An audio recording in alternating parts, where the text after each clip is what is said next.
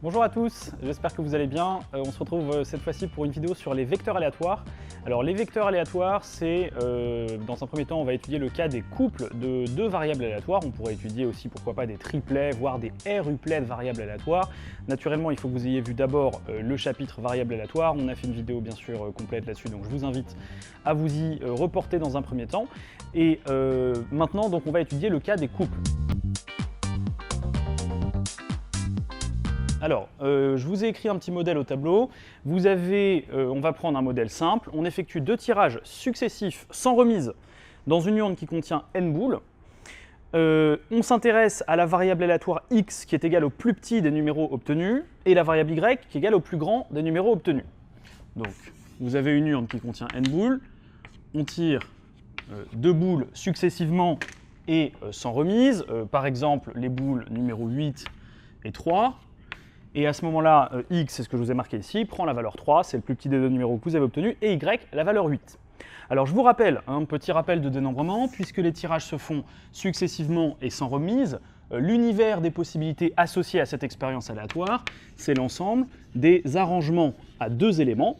Alors arrangement à deux éléments, vous pouvez également appeler ça évidemment un deux-uplet d'éléments distincts ou un couple d'éléments distincts. C'est un arrangement à deux éléments de l'ensemble 1n, d'accord? C'est-à-dire de l'ensemble des numéros des boules obtenus. Ça, c'est l'univers des possibles.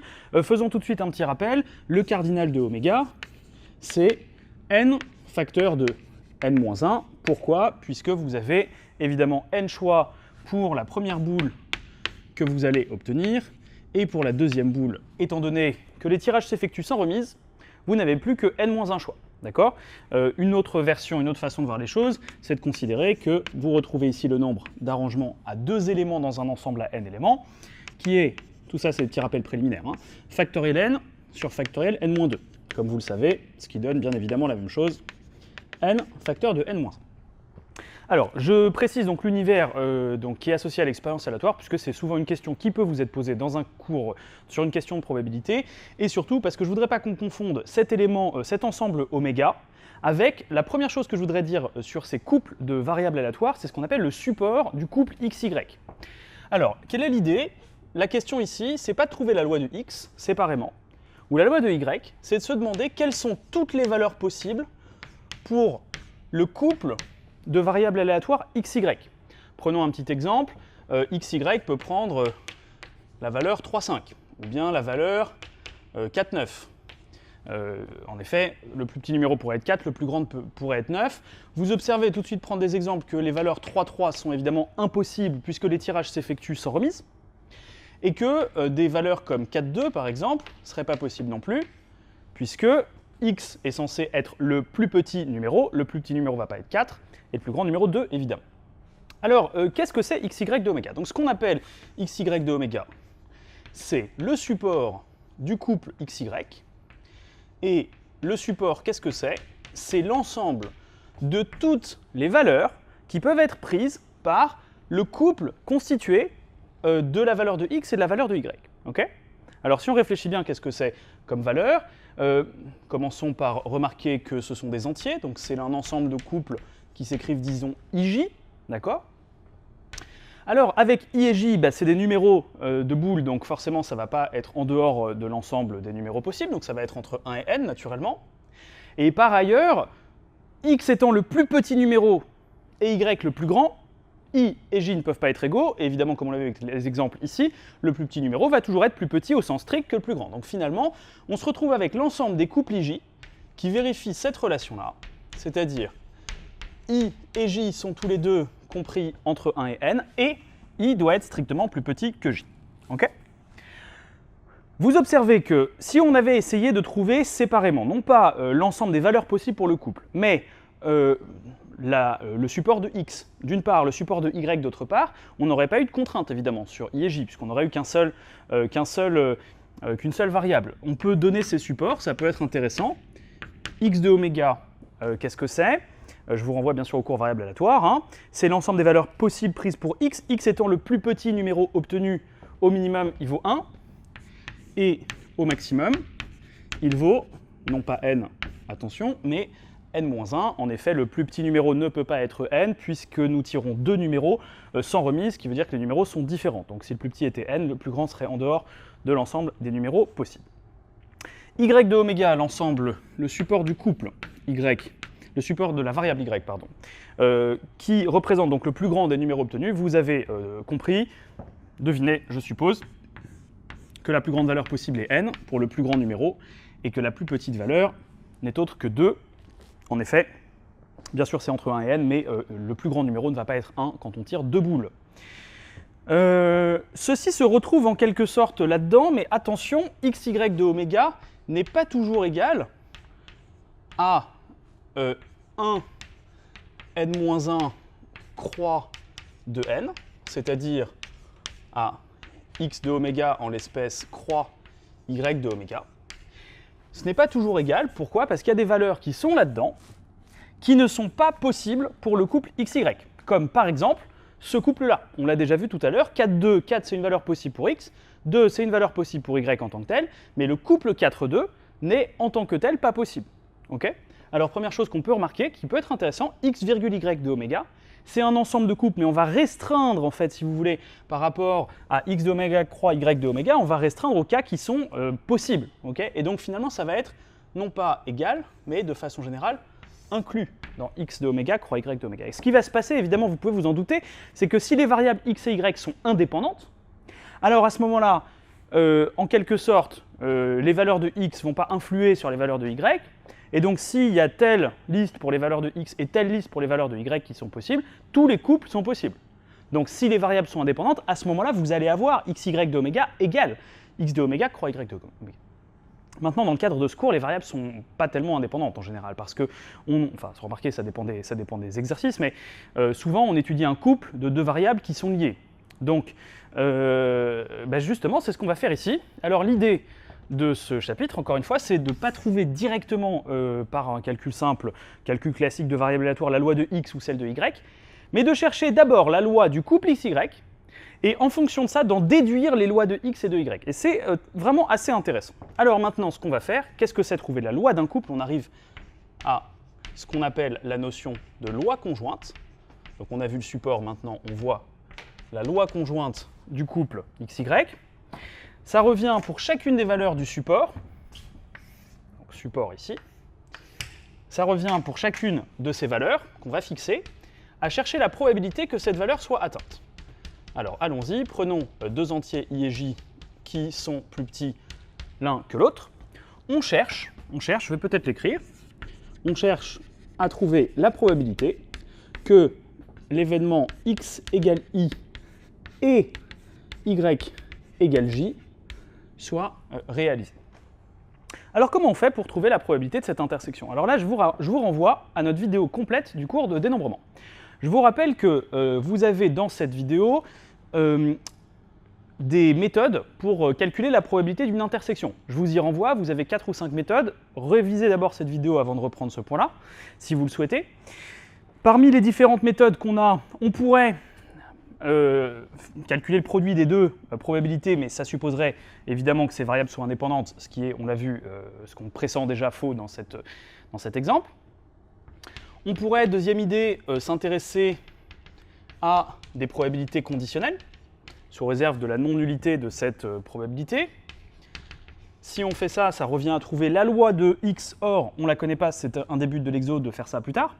Et en plus, il faudrait aussi trouver la loi conditionnelle, sachant x égale i, de la variable y. Donc c'est assez difficile, donc a priori, c'est par ce raisonnement qui va nous aider à trouver cette loi. Alors qu'est-ce qu'on fait? Comme on l'a dit dans le cours de proba, c'est pas parce qu'il y a une intersection qu'on ne peut pas utiliser un cours classique de dénombrement, une méthode classique de proba qui est, ça y est, on l'a dit, d'utiliser du dénombrement. Donc nombre de cas favorables sur le nombre de cas possibles. Alors le nombre de cas possibles, on l'a déjà vu en fait, il est ici, n facteur de n-1, puisqu'on fait des tirages successifs, je vais peut-être le rajouter pour que ce soit bien clair, successifs et sans remise. Et la question qu'on se pose, c'est combien y a-t-il de tirages qui amènent ce résultat exactement? Alors, si on ne voit pas forcément très clairement ce que ça représente, il ne faut pas hésiter à prendre des exemples. Par exemple, vous prenez 3 et 8. Quelle est la probabilité que x égale 3, inter y égale 8, pour trouver cette probabilité, vous allez vous demander combien il y a de cas possibles, et vous allez en trouver normalement 2, le tirage 3 suivi de 8, et le tirage 8 suivi de 3. Ok ? Effectivement, si vous tirez la boule 3 et la boule 8, ou la boule 8 et la boule 3, le plus petit numéro c'est 3, et le plus grand c'est 8. Donc, considérez bien que I et J sont fixés, hein, on les a fixés ici, il ne s'agit pas de savoir combien il y a de façons de les choisir, ils sont fixés, et donc à partir de là, les tirages donc amenant x égale I inter y égale J sont au nombre de 2, à savoir IJ et JI. Ok ? C'est des tirages qui sont bien différents, puisque I est plus petit que J. On a donc 2 cas favorables. Or, il y a, nous l'avons vu tout à l'heure, n-1 tirages possibles. Quand on dit tirage possible, on entend résultat possible pour notre expérience. Donc, les résultats possibles, on l'a vu tout à l'heure, n-1. Tous, vous avez deviné le mot ici, équiprobables. Équiprobables, ça veut dire que les tirages s'effectuent au hasard. Si ce n'est pas marqué, c'est que c'est implicite dans les exos de proba, et que c'est pas truqué, chaque boule a la même probabilité d'être tirée. Ok ? Donc, nous pouvons conclure, quel que soit I et J appartenant à un n, tel que I soit plus petit que J, la probabilité que x soit égal à I et que y soit égal à J est égale à 2 sur n facteur de n-1. Et ça, c'est un des résultats, c'est le premier résultat de ce chapitre, à savoir, une fois que nous avons donné, premièrement, ce support, vous pouvez encadrer aussi cette partie du résultat, vous donnez également, pour chacune des valeurs du support, la probabilité que cette valeur soit atteinte. Voilà pour la loi conjointe d'un couple de 2 variables aléatoires réelles discrètes. Alors, vous pouvez également, à partir de la loi conjointe, retrouver ce qu'on appelle la loi marginale d'une des variables. C'est super intéressant, ça veut dire, je ne vais pas chercher la variable, la loi de x et de y séparément, ça a l'air dur, c'est pas si dur que ça, mais c'est pas non plus super facile.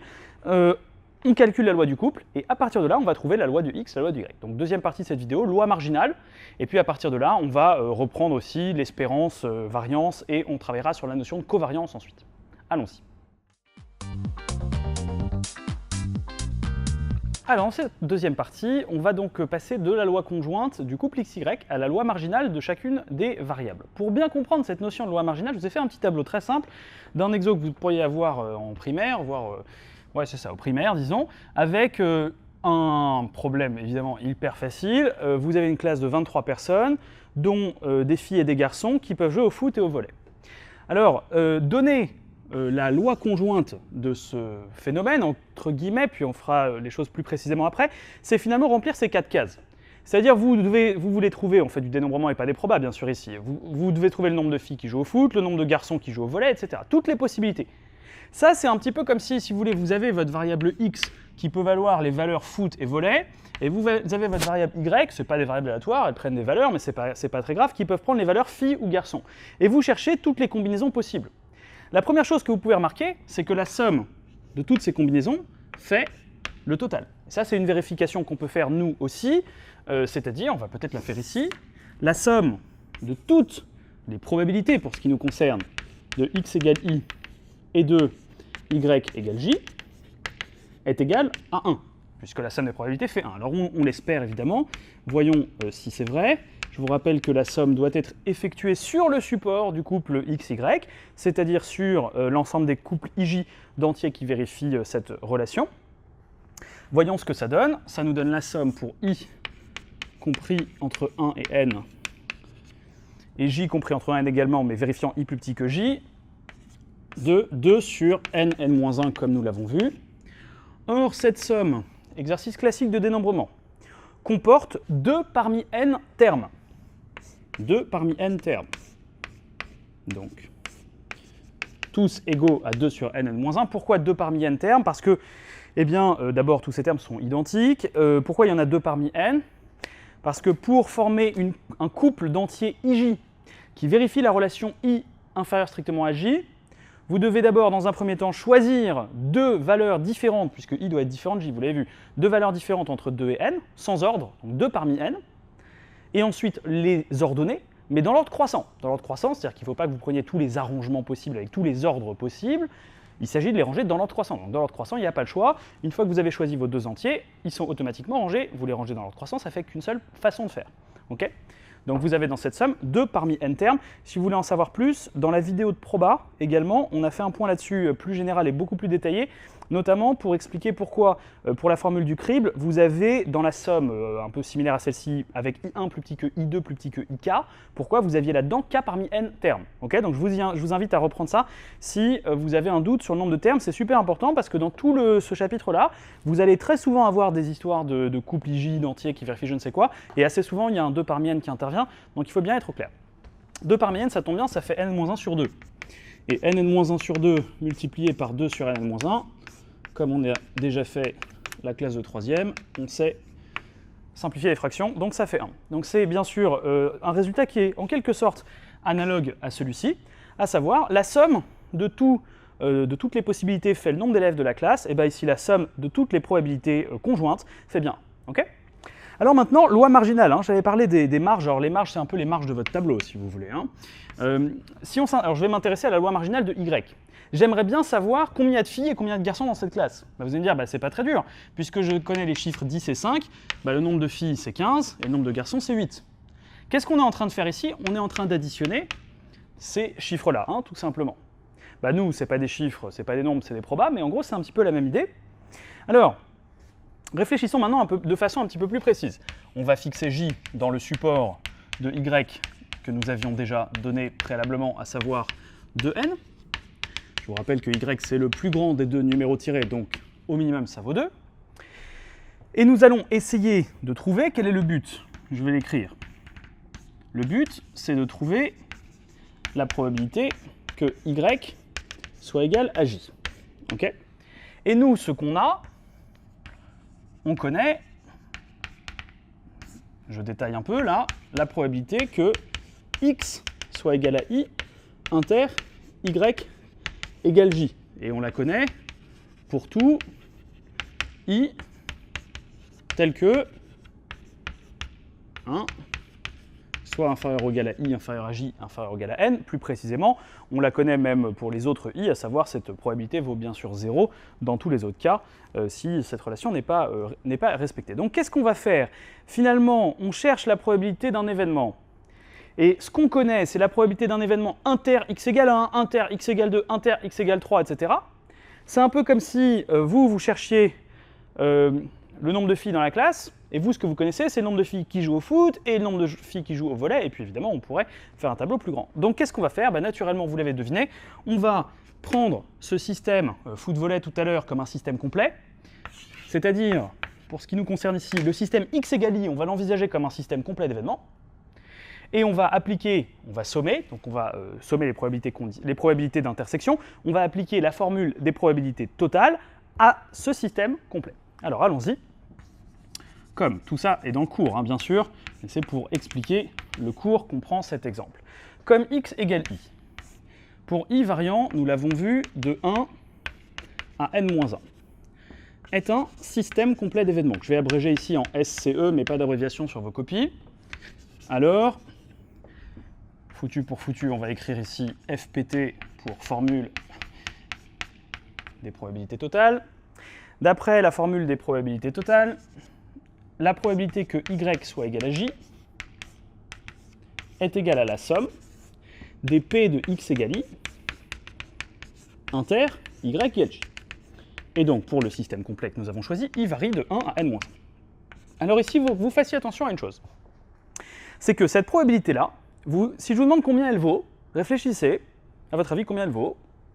Vous allez sans doute répondre, elle vaut 2 sur n-1, parce qu'on l'a déjà vu tout à l'heure. Mais c'est pas vrai, cette probabilité, elle vaut 2 sur n-1 si i est plus petit que j, on l'a vu ici aussi.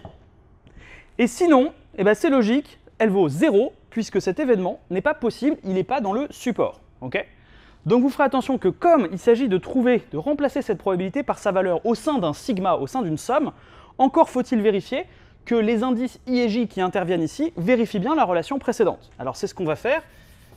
Comment on peut faire pour vérifier que i est plus petit que j? C'est très simple, j est fixé, donc on n'a pas grand-chose à faire sur j, et il ne nous reste plus qu'à ne conserver dans la somme que les termes où i est inférieur strictement à j. Donc qu'est-ce qu'il nous reste? Continuons le calcul. Il nous reste la somme pour i allant de 1 jusqu'à j-1, puisque i doit être strictement plus petit que j, de cette probabilité. Or, cette probabilité vaut toujours 2 sur nn-1. Il y a dans cette somme j-1 terme, et donc nous obtenons ce résultat. 2 fois j-1 sur nn-1. Ceci est la probabilité que y soit égal à j. Bon, je n'ai pas tellement la place de mettre le quantificateur en maths devant, donc on va le mettre en français après, ce qui est acceptable, quel que soit j appartenant à 2n. Et là, donc si j'encadre ce résultat, avec le support qui est ici, on a retrouvé la loi marginale. En fait, la loi marginale, ce n'est autre que la loi de y, hein, tout simplement. On dit marginale parce qu'on est aux marges d'un tableau, si vous voulez, on a déjà trouvé la loi conjointe, et à partir de la loi conjointe, on trouve la loi marginale. Alors ce résultat, on aurait pu le trouver tout seul, hein. On aurait pu le trouver tout seul sans passer par xy. Faisons-le vraiment très très rapidement. Pour que le plus grand numéro soit égal à j, il est possible d'obtenir j en premier, et ensuite un numéro qui soit entre 1 et j-1, ou d'obtenir j en deuxième, et d'obtenir un numéro entre 1 et j-1 en premier. Ce qui fait j-1 possibilité ici, et j-1 possibilité également. Ces possibilités sont toutes incompatibles, ce qui nous fait 2 j-1 cas favorables sur n-1 cas possibles.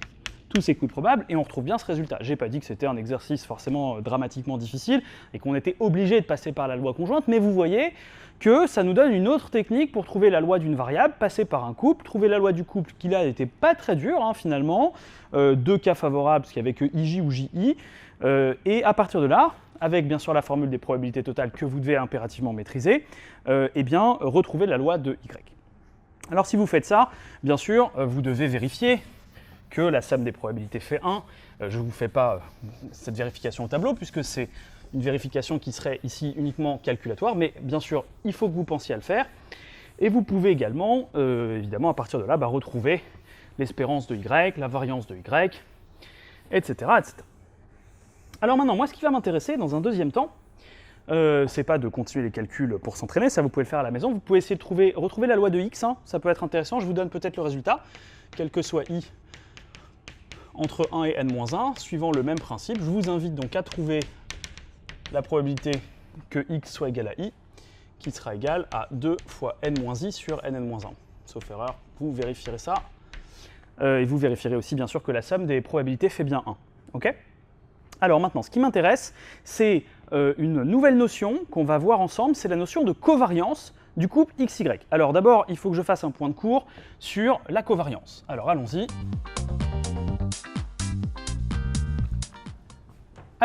La covariance du couple XY, elle se définit comme l'espérance, en cas d'existence on y reviendra, enfin là, c'est pas vraiment l'objet pour l'instant de ce cours de commencer à faire des choses trop techniques, c'est l'espérance de ce produit, x moins e de x, facteur de y moins e de y. C'est une formule de calcul, c'est la définition, on va dire.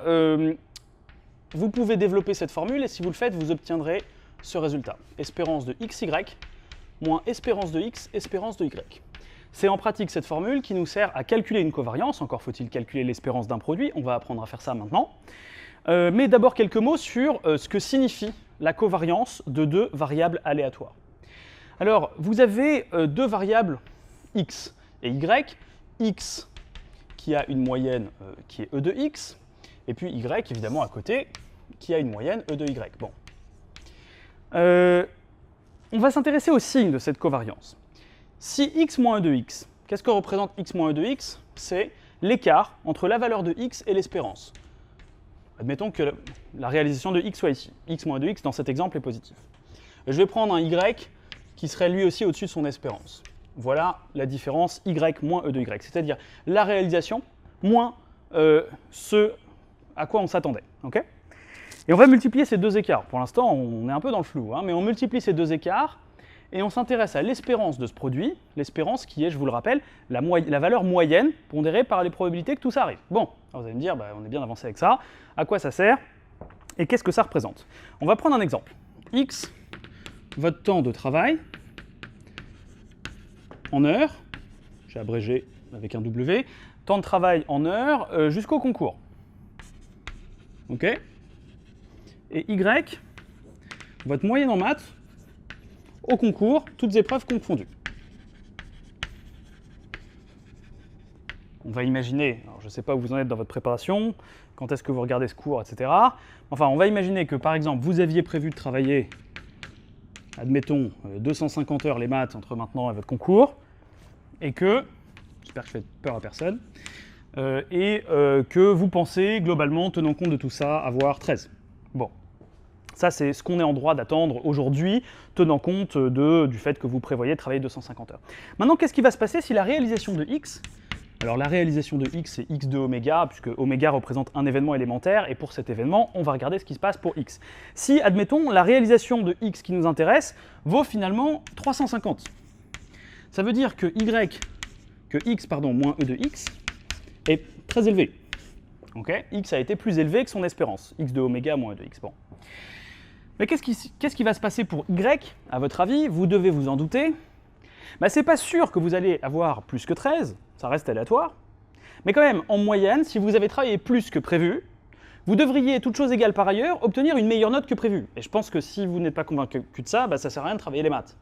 Je pense qu'à chaque fois qu'on travaille en maths, on a bien conscience que c'est ça. À chaque fois qu'on fait une heure de boulot en plus, on vient augmenter son espérance ici. Ce qui veut dire que y moins e de y, c'est-à-dire ici y moins 13, eh ben, ça ne va pas toujours être positif, mais en moyenne, ça devrait ici être positif. Okay, alors, bien sûr, sous contrainte que x prenne cette valeur-là, par exemple. Hein, okay, alors, qu'est-ce qu'on observe? On observe que ces deux variables-là, elles sont corrélées positivement. C'est-à-dire que plus x est élevé, plus en moyenne, y va être élevé. Mais ça marche aussi dans l'autre sens. C'est-à-dire que si vous travaillez moins que prévu, x vaut 100, bah, y, vous risquez pas d'avoir 13. Si vous pensiez avoir 13 avec 250 heures, vous travaillez 100 heures, vous risquez d'avoir une moins bonne note, et la note à laquelle vous pouvez vous attendre est certainement plus faible. Ça veut dire que ces deux variables x et y, elles sont corrélées positivement. Plus x augmente, plus en moyenne, y va augmenter. Et bah, le fait que cette corrélation, ça y est, on a dit covariance, mais cette corrélation soit positive, ça va se retrouver dans le signe de cette covariance. Pourquoi? Parce que la covariance mesure l'espérance d'un produit. Or, quand est-ce qu'un produit est positif? Bah, soit quand les deux termes sont positifs, c'est-à-dire x est au-dessus de sa moyenne et y aussi, soit quand les deux termes sont négatifs. X est plus petit que prévu et y est plus petit que prévu. Okay, tout ça, bien sûr, pondéré par les probabilités correspondantes. Donc, ce qu'on va pouvoir interpréter, évidemment, c'est le signe de la covariance. Pour prendre un autre exemple, si vous prenez x, disons y, votre moyenne en maths au concours, et puis x, le temps que vous passez à des soirées, dans des bars ou des choses comme ça, bah, on imagine que la corrélation est négative. Hein, c'est-à-dire que plus vous passez du temps en soirée, et puis moins vous avez de bonnes notes dans la vie, bref, vous voyez l'idée. Donc, la covariance va être négative ici. Okay, alors, pour notre exemple, réfléchissons. Est-ce que la covariance va être plutôt positive ou négative? Si le plus petit numéro x est un peu plus grand que prévu, qu'est-ce qui va advenir du plus grand numéro? Ben, réfléchissons. Le plus grand numéro, admettons qu'en moyenne, le plus petit numéro, admettons qu'en moyenne, on s'attend à ce que ça vale à peu près 7, dans une urne qui contient 20 boules, disons, quand on en tire 2. Si finalement le plus petit numéro c'est 14, ben on est sûr déjà que le plus grand numéro il est plus grand que 14, donc il est plus grand encore que ce à quoi on pouvait s'attendre auparavant. On sent que la corrélation est plutôt positive ici, alors on va le vérifier. Pour cela, il faut qu'on calcule l'espérance de x fois y, puisque ça, on les connaît déjà. Alors je vous donne les valeurs que vous pouvez calculer simplement avec la loi marginale de chacune d'elles. Vous allez trouver, si vous faites le calcul consciencieusement, ici n plus 1 sur 3, et ici pour y, vous allez trouver 2 fois n plus 1 sur 3. Hein, ça, c'est un calcul simple d'espérance. Je vous renvoie au cours variable aléatoire avec les lois qui sont indiquées. Et d'ailleurs, vous avez aussi, c'est aussi un exo des polis, donc vous pouvez trouver ça sans problème. Je m'intéresse à ça maintenant. Comment on fait pour calculer l'espérance de x fois y? Alors, pour cela, nous allons utiliser un théorème de transfert pour les couples, qui nous dit la chose suivante. L'espérance d'une fonction de x et y, c'est la double somme des f de ij fois p de x égale i inter y égale j. Et ce, pour toutes les valeurs ij qui appartiennent au support de votre variable aléatoire, de votre couple. Okay, alors, en quelque sorte, la fonction, si vous voulez, qui porte normalement sur xy, qui devrait se retrouver ici dans la proba, on l'a transférée sur devant, si vous préférez. Donc, on a cette fonction de ij qui apparaît ici. Je précise que j'utilise les notations i et j parce que le plus souvent, dans la quasi-totalité des exercices en pratique, x et y sont des variables aléatoires à valeur entière. Mais il peut arriver que ce ne soit pas forcément des valeurs entières. À ce moment-là, à chaque fois, vous remplacez i par xi et y, vous le remplacez par yj. Okay, appliquons-le, donc ça s'appelle le théorème de transfert. Je ne donne pas d'hypothèse spécifique pour l'instant, on suppose que toutes ces sommes existent. Ce qui évidemment va être le cas dans notre exercice puisque on considère un univers qui est fini, donc il n'y a aucune raison que les sommes n'existent pas. Pour ceux que ça intéresse, il faut ici que la série double converge lorsque vous avez affaire à des couples de variables qui sont définis sur des supports de taille infinie. J'en dis pas plus. Alors, appliquons ça à notre fonction. Qu'est-ce que c'est notre fonction de xy dans notre exemple? C'est le produit qui nous intéresse. C'est un peu comme si, pour des réels x et y, f de xy, c'était x fois y. En effet, je cherche l'espérance de cette fonction bien particulière de x et de y qui consiste à faire tout simplement le produit des deux. Et donc, et ça ce sera vrai dans tous les exercices, et vous en avez besoin pour calculer la covariance à chaque fois, l'espérance de x fois y, c'est la double somme pour toutes les valeurs qui sont dans le support, donc pour ce qui nous concerne, i plus petit que j, compris entre 1 et n, la double somme de cette fonction de ij, qui est autre que le produit des deux. Hein. Si f de xy c'est x fois y, bah f de ij c'est ij. Donc i fois j, pour être clair, hein. I fois j, multiplié par le produit de x égale i, inter y égale j. Ok?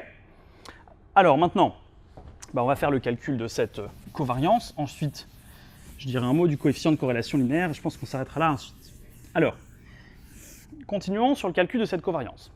Cette probabilité, vous le savez, vaut 0 si i est plus grand que j et 2 sur nn-1 dans le cas contraire. Nous sommes sur le support, donc pas de souci, c'est 2 sur nn-1, la valeur de chacun des termes, multiplié par normalement autant de termes qu'il y a dans la somme, sauf que là, il reste quelque chose devant. Il reste i et j, donc évidemment, là, on va être obligé de conserver ce sigma, donc la double somme des ij. C'est une somme sur i et sur j. Qu'est-ce qu'on va faire? Puisqu'on ne sait pas calculer ça directement, on va couper la somme en deux parties, la somme sur i et la somme sur j. Donc, i varie, nous l'avons déjà vu à plusieurs reprises, entre 1 et n-1, et non pas n, bien sûr, puisqu'il est plus petit qu'un nombre, lui-même inférieur ou égal à n. Et j, une fois que i est fixé, est plus grand que i. Donc, il varie entre i plus 1 et n. On va mettre i ici, j ici, et on a toujours, ce 2 sur nn-1 qui est en facteur. Je continue le calcul, on est toujours sur l'espérance de x fois y. Alors 2 sur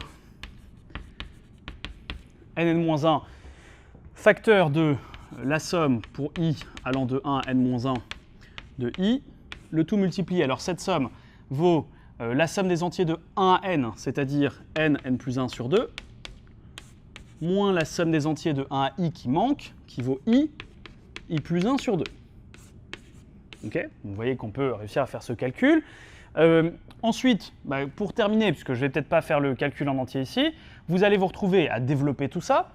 Vous allez avoir la somme des i, ça vous savez ce que c'est, normalement c'est n plus 1 sur 2, donc là ce sera n-1 fois n sur 2. Je vais peut-être mettre dans un lien la fin des calculs pour qu'on gagne un petit peu de temps sur cette vidéo, ça ne sert à rien de faire trop de calculs trop longs.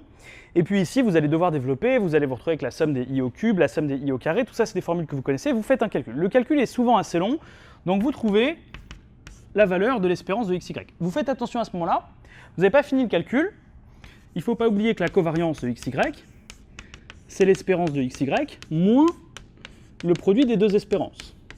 Donc une fois que vous avez fait ça, vous calculez cette covariance, ce qui peut vous être demandé dans un exo, hein, dès que vous avez un couple, on vous va toujours vous demander de calculer la covariance, et donc vous allez pouvoir trouver la valeur de cette covariance ici. Alors maintenant, on a dit qu'on pouvait interpréter la valeur de la covariance vous devriez trouver une covariance positive, hein, on l'a vu ici, plus x est grand, plus y est élevé. Enfin bon, on ne sait pas trop à quoi ça correspond, à part le signe, on est un peu battu là, un peu comme la variance, si vous voulez, la variance pour une variable aléatoire, vous ne savez pas l'interpréter. Ce que vous savez interpréter, c'est l'écart type, mais la variance en tant que telle, ça ne vous dit pas grand-chose, sauf si elle est nulle. Bon, bref. Alors justement ici, une première question qui peut nous intéresser, c'est, mais qu'est-ce qui se passe si la covariance est nulle? Qu'est-ce qu'on peut dire? Alors, là, il faut faire bien attention à deux choses. La première chose, c'est que si les variables x et y sont indépendantes, donc là, on va parler du lien entre indépendance et corrélation linéaire. Si x et y sont indépendantes, alors vous pouvez deviner que leur covariance va être nulle. Pourquoi? Parce que, en gros, le fait que y soit grand ou petit, ça ne change rien à la valeur de x. Et donc à partir de là, si x et y sont indépendantes, est-ce que ça va plutôt augmenter plus? Est-ce que ça va augmenter dans le même sens, dans le sens contraire? Il ne va rien se passer du tout. Imaginez un nuage de points complètement indépendants les uns des autres, c'est pas parce que le x est élevé que y est grand. Donc x, votre note au concours, y, la variable aléatoire égale au nombre de buts marqués par l'équipe de Galles au rugby dans son prochain match, covariance nulle, quoi, okay, parce que les variables sont indépendantes. En revanche, attention, la réciproque est fausse. La réciproque est fausse. Alors, c'est un petit peu compliqué à comprendre, c'est pas si facile. On pourrait très bien se dire, mais attends, si la covariance est nulle, en gros, si x augmente, ça ne change rien pour y, donc en gros, elles sont indépendantes. Mais ce n'est pas tout à fait vrai. On pourrait très bien imaginer une distribution de deux variables x et y qui fassent ceci, par exemple. Je vais prendre un exemple avec la courbe de l'affaire en économie, je ne sais pas si vous savez ce que c'est. X, c'est le taux d'imposition. On va mettre le taux d'impôt ici. Et y, on va mettre les recettes fiscales. Y, les recettes fiscales. Et cette courbe nous dit que quand le taux d'impôt vaut 0, il n'y a pas de recette fiscale.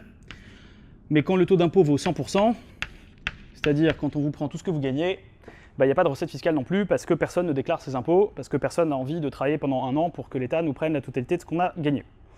Donc il y a une courbe comme ça, on va dire. Bon, reste à savoir où est ce niveau, mais on ne va pas faire de politique aujourd'hui. On pourrait très bien imaginer que dans un nuage de points, de statistiques, disons, vous ayez plein de valeurs un petit peu autour de cette courbe. Et en gros, la question qu'on peut se poser, mais au fait, quelle est la covariance, quelle est la corrélation entre x, qui serait le taux d'impôt, et y, qui serait les recettes fiscales?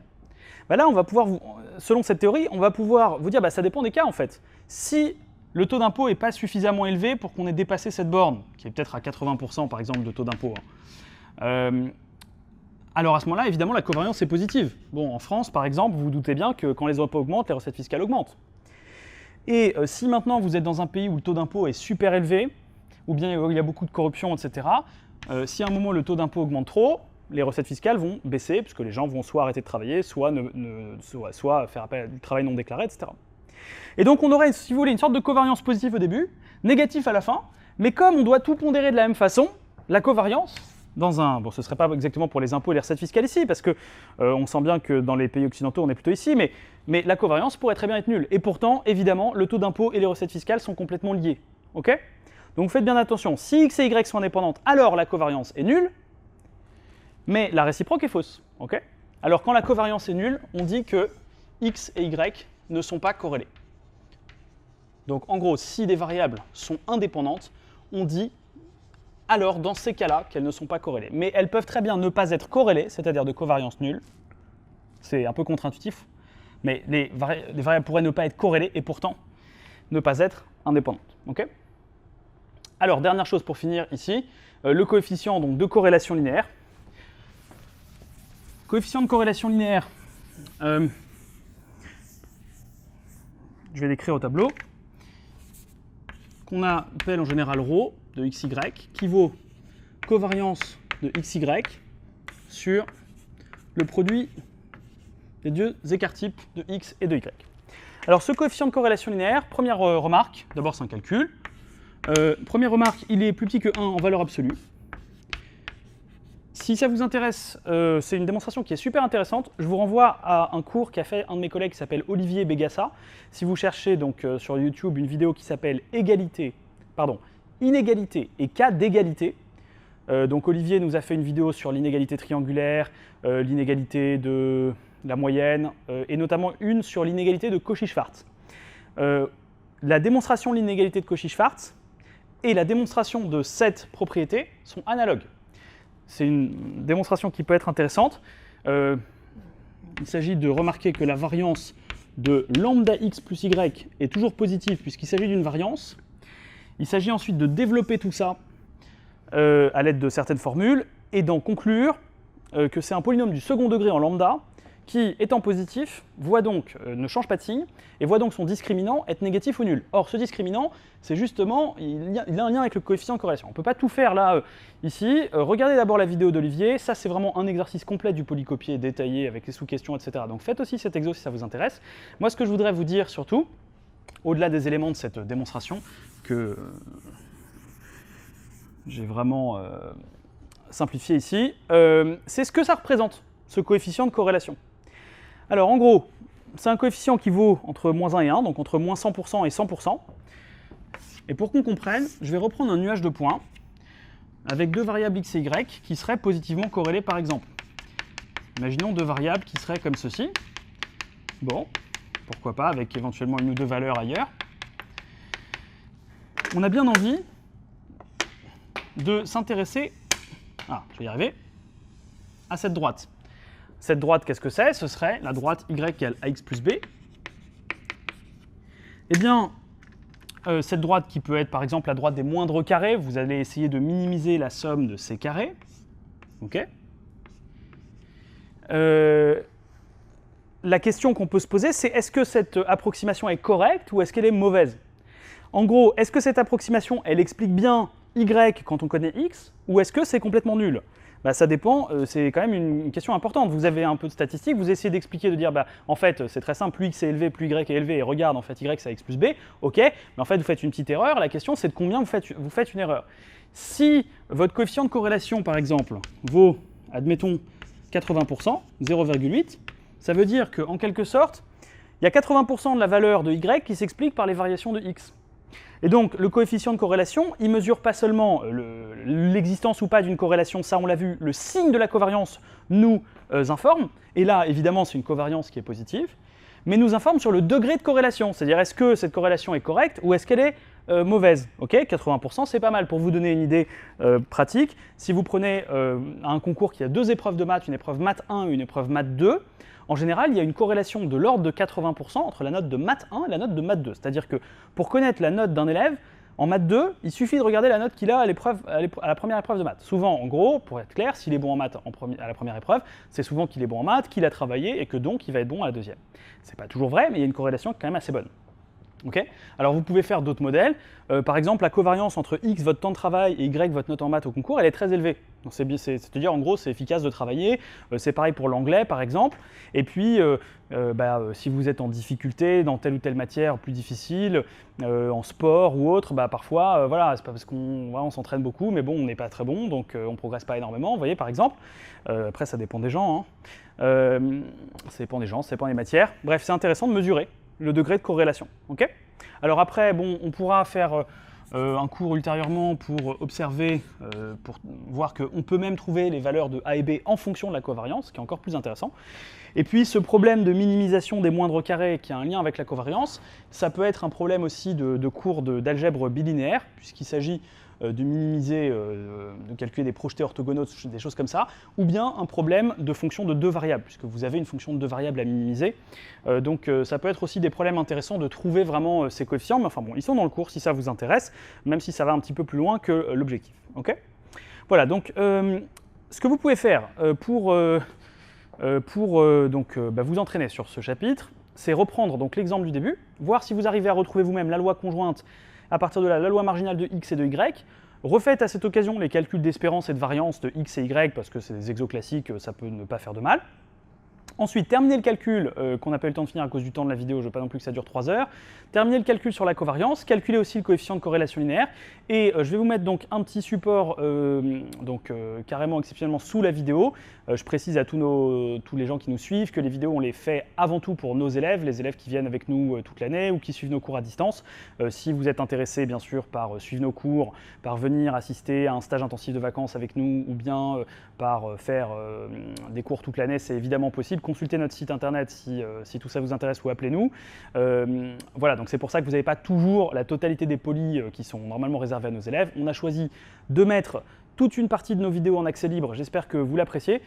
Comme ça, le plus grand nombre a accès aussi à nos explications de cours et de méthodes. Et donc là, pour cette vidéo, vu qu'on n'a pas fini le calcul, je vous invite donc à télécharger sous la vidéo le petit support qui l'accompagnera sur la question de la covariance. Voilà, bon travail à tous, c'est pas un chapitre facile, donc, mais rassurez-vous, si vous entraînez bien, finalement dans le cours, vous n'avez pas tant de choses que ça, c'est toujours un petit peu la même chose, donc voilà, vous devriez y arriver sans problème. Bon travail à toutes et à tous. Merci.